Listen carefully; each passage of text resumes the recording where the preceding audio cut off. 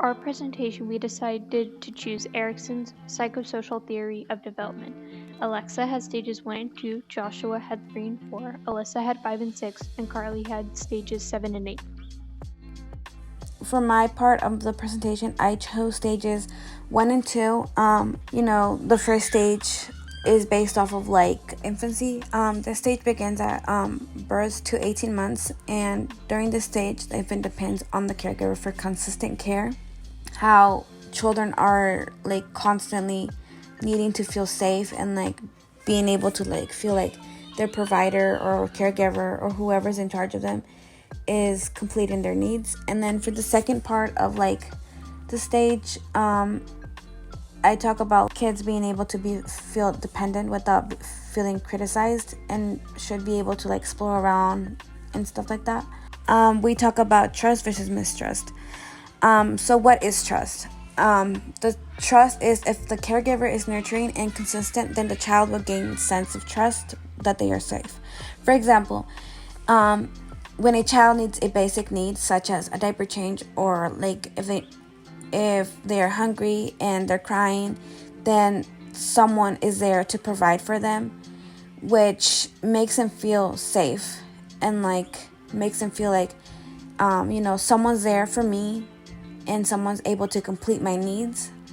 And then mistrust is a caregiver is being neglectful to the child, so the child will experience discomfort, which can cause the child to feel unsafe because their needs are not being met. For my next slide, early childhood. This stage begins at 18 months through 3 years old. In this stage, children are now focused on their independence and being able to have personal control. For my last slide, we're talking about autonomy versus shame and doubt. Autonomy is encouraging children towards their independence, then they will become more confident. What does this mean? Becoming confident to be able to explore what's around them, but also making decisions. If they're able to feel confident around you and being able to like explore, then they will be able to like make the decision to like explore around and stuff and like feel confident about that. And then for shame and doubt, the definition I use towards this is discouraging children and attacking them, which will make them doubtful of their abilities to do things, which can lead them to like feel unconfident, not being able to like complete the task because they're feeling criticized or like shamed on. What happens during the stage, I put like independence versus doubt. So like they're feeling like independent at first, and then people like we're encouraging them and like so that they're able to do this. But then for like the shame and doubt part is like they're feeling doubtful and they're not feeling like they can do it because they're constantly feeling criticized by the person or whoever's shaming them and stuff. And then for success and failure, I put independence or lack of self-esteem. And then last part is like how can parents encourage a sense of control? Well, like being able to encourage and not criticize when children can't do it on its own. So like if the children is not able to do it on its own, then like parents shouldn't like feel like they should like say, hey, you're not doing this right, and like constantly shaming them for like not doing it right. So like instead they should be like encouraging them and like telling them like they're doing great, and like just things like that, like positive affirmation, so that the children isn't like feeling that they are not able to do it.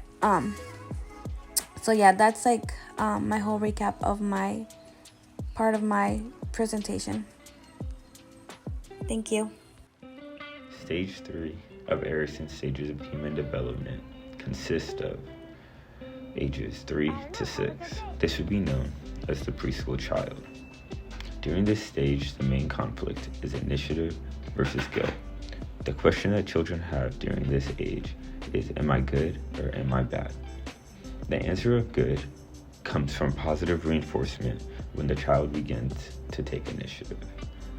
This would be when caregivers and other supporting members of the family encourage children to accomplish their own tasks, face their own challenges, and plan activities. With positive reinforcement, children begin to learn to take initiative and to assert control over their environment. When children begin to think for themselves, this helps foster a greater sense of purpose and allows the child to know what they want to accomplish when they get older. The answer of bad comes from guilt. This comes from when caregivers discourage independent activities and criticize efforts of independence. This guilt from being criticized and discouraged could lead to self-doubt and lead to a lack of initiative for the child growing up and for the rest of their lives. Stage 4 of Erikson's stages of human development consists between the ages of 6 and 12. This would be known as pre-adolescent. The main conflict for pre-adolescent is industry versus inferiority. The answer that children have during this stage would be, am I successful or am I worthless? The answer of successful would come from industry. Industry is when children are encouraged by their parents and support systems, and they are allowed to begin developing skills. With industry and positive reinforcement, they begin to gain a sense of belief and competence in their skills. They begin to start learning how to work with other people and how to cooperate within a group, and they begin to understand how their skill sets can help a group. The answer of worthless would come from inferiority. This is if children receive negative feedback and are not allowed to show their skills. If children aren't allowed to display their skills and receive negative feedback, this could lead to children to begin to feel that their efforts are not valued, which could lead to a lack of confidence for the child growing up. Stage 5 is adolescence, so 13 to 21 years old. This stage is identity versus confusion. The basic virtue is fidelity. Adolescents supported in this stage and who are allowed to express themselves are likely to emerge with a strong sense of self and independence. This process involves exploring interests, values, and goals and allowing them to form their own sense of identity. If adolescents are restricted or are overwhelmed by the experience, they may develop role confusion. This could mean being unsure about one's place in the world, values, and future direction. They may struggle to identify their future path or have a solid personal identity. During this phase, the transition from childhood to adulthood is the most important. Children are growing into independent individuals, planning their futures, such as education, careers, relationships, etc. The individual wants to find a community to belong to during this phase. Adolescents will re-examine who they are as people, specifically involving their sexual and occupational identities. Adolescents with a strong sense of identity will remain loyal and have consistent values. Role confusion continuing into adulthood may cause a lack of direction and negative rebellion. Stage 6 is young adulthood, so 21 to 30 years old. This stage is intimacy versus isolation. The basic virtue is love. Adults who successfully navigate this stage are able to form intimate relationships with others. They can form close bonds and are comfortable with mutual dependency. Intimacy involves the ability to open up to others as well as willingness for commitment and personal sacrifices. If individuals struggle to form close relationships, it may be due to earlier unresolved identity crises or fear of rejection. Isolation could lead to feelings of loneliness, alienation, and exclusion. This phase is a lot more about external growth than the internal growth. During this stage, we begin to share ourselves more intimately with others. We explore more long-term relationships. Success leads to strong, healthy relationships, while failure results in isolation and loneliness. Success can result in happiness, a sense of commitment, safety, and care within a relationship. Avoiding intimacy or fearing commitment, however, may lead to depression. Hello, my name is Karley, and I'll be presenting the last two stages of Erikson's psychosocial theory of development. So the seventh stage is the one called middle age. This is between people of ages 30 and ending around 64 years old. In this age, it is said that individuals focus on building their lives through careers, through family, or just through contributing to society. There is the basic virtue that is gained during this stage, and it's called care. So the two definitions here at play are generativity or stagnacious. If you are someone whose generativity or experiences generativity, it's someone who puts someone else's needs before your own. There is a need to nurture or guide someone else through life. Or if you're feeling stagnacious, it's like feeling uninvolved or unproductive, which makes you feel empty.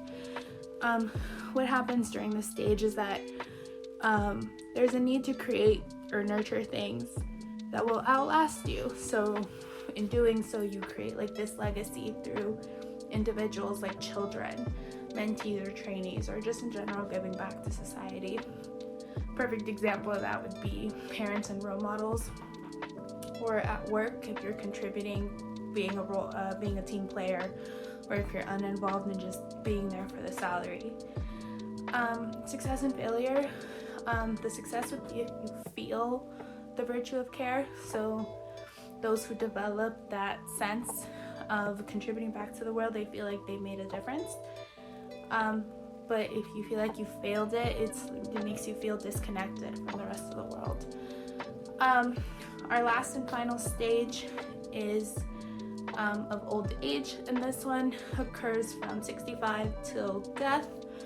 And in this stage, it is specifically where individuals begin to reflect on their own life and either feel satisfied and feel at peace with approaching death, or they develop a sense of despair over the missed opportunities and dread the feeling of death. So the overall basic virtue here is wisdom. So the two definitions here is ego integrity and despair. Ego integrity is that experience of finally sensing and accepting your own life, while despair is like you lose all hope or confidence, and there's the sense of regret and disappointment of your own life. So what happens during this stage, like I mentioned before, it's a reflection of one's life, and you're either satisfied or happy, or you leave an individual in a big sense of regret. I put retirement on there because this is also around the same age where senior citizens begin to retire, and one of the things they do is explore the world, trying to fill in those gaps and trying to bring back that sense of satisfaction that they got to do what they wanted to do in their life. Success and failure. Wisdom enables a person to look back on their life with a sense of closure and completeness, which also allows them to accept their own death without fear. But of course, on the flip coin of that, if you feel like you failed and you don't have the wisdom, it's like you will experience bitterness and despair, and it can also make you fear for your own death. So you should all, during retirement, do your best you can to live those last moments to the fullest.